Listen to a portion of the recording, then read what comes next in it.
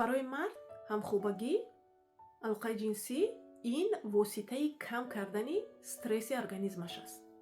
агар ҳамин хоҳишот дар мард кам шавад, мард бовариро аз худ медиҳад, хеле асабӣ мешавад, эҳсосоташро дигар контрол карда наметавонад. барои зан ин на танҳо эҳтиёҷи танҳо ҷисмонӣ аст, ин эҳтиёҷи эҳсосии занро низ қонеъ мекунад. барои ҳамин кам шудани ҳамхӯбагӣ дар зан метавонад занро ба депрессия, ба касалиҳои рӯҳӣ равонӣ, ба хастагӣ, ба ҳамин чизо оварда расонад. пас кам будани ҳамхӯбагӣ ба кӣ бештар зарар мерасонад? Ба мардҳо ё ки ба занҳо?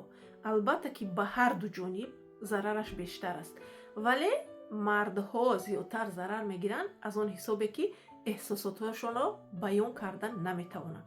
занҳо ин гӯем ки эҳсосоташонро гап мезананд, бо дугонаҳошон рӯи рост суҳбат мекунанд, ба психолог муроҷиат мекунанд, ҳал мекунанд. вале мардҳо чун ҳама чизро дар даруни худашон ки меқапанд, аз ҳамин ҳисоб барои ваё як кам мушкилтар аст.